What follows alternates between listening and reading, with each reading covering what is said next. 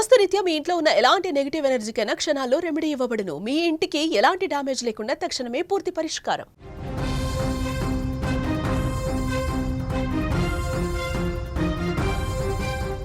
Maoist అగ్రనేత హిడ్మా చివరి చూపు కోసం గిరిజనులు కదిలి వచ్చారు. ఒక్కరు కాదు, ఇద్దరు కాదు, వేలాది సంఖ్యలో మావో అగ్రనేతకు నివాళులు అర్పించేందుకు కదం తొక్కారు. ఓ పక్క నడవలేని తల్లి సైతం కొడుకు మృతదేహాన్ని చూసి తల్లడిల్లింది. సజీవంగా వెళ్ళి శవంగా తిరిగి వచ్చావా అంటూ గుండెలు పగిలేలా రోధిస్తోంది ఆ తల్లి. ఇక మృతదేహం రావడంతో తల్లితో పాటు ఇతర కుటుంబ సభ్యులు కన్నీరు మున్నీరుగా విలపిస్తున్నారు. హిడ్మా మృతితో ఆ గ్రామం పూర్తిగా మోగబోయినటువంటి పరిస్థితి. ఛత్తీస్గఢ్లోని సుక్మా జిల్లా పువర్తిలో హిడ్మా అంత్యక్రియలు జరగబోతున్నాయి. ఇప్పటికే కుటుంబ సభ్యులను పూర్తిగా ఆ మృతదేహం చూసి కుటుంబ సభ్యులు రోధిస్తూ ఉన్నారు.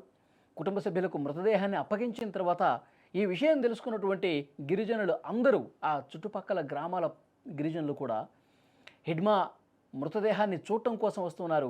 హిడ్మా భౌతికాయాన్ని చివరిసారి చూడటానికి చాలామంది గిరిజనులు వస్తున్నారు.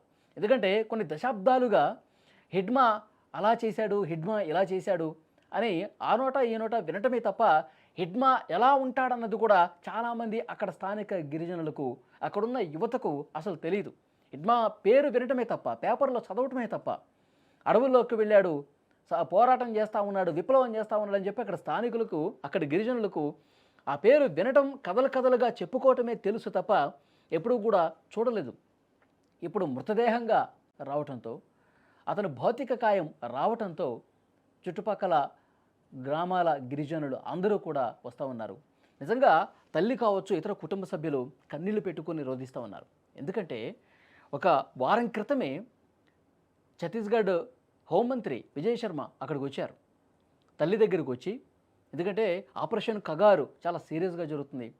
కేంద్ర రాష్ట్ర ప్రభుత్వాలు అన్నీ కూడా ఒక సంకల్పంతో ముందుకు పోతున్నాయి.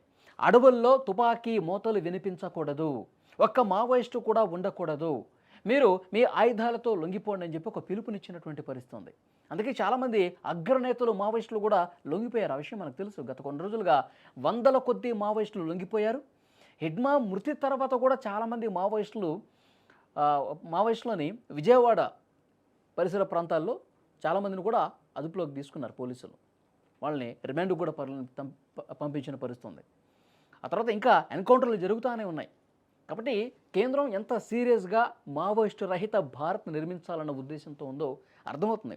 అందుకే చాలామంది లొంగిపోతూ ఉన్నారు. ఇప్పుడు ఉద్యమం చేయటం కరెక్ట్ కాదు, ఇప్పుడు అడవిలో ఉండి మనం తుపాకులు పట్టుకొని ఉండటం కరెక్ట్ కాదని చెప్పి లొంగిపోయినటువంటి సీనియర్ నేతలు ఎవరైతే ఉన్నారో, అగ్రనేతలు ఎవరైతే ఉన్నారో వాళ్ళు కూడా అడవిలో ఉన్న వాళ్ళకు ఒక పిలుపునిచ్చారు.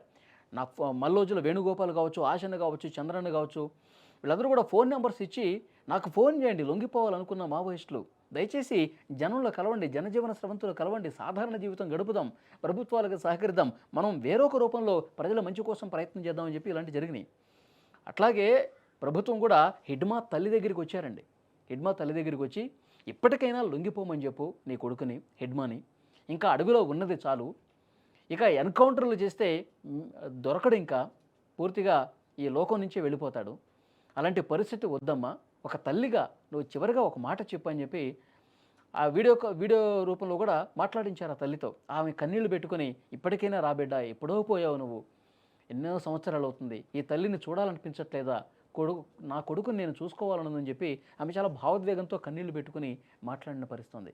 ఆ వీడియో వదిలిన తర్వాత కూడా హిడ్మా రాలా. సరిగ్గా వారానికి హిడ్మా ఆంధ్ర ఒరిస్సా సమీపంలో అల్లూరి జిల్లా అక్కడ ఎన్కౌంటర్లో చనిపోయాడు.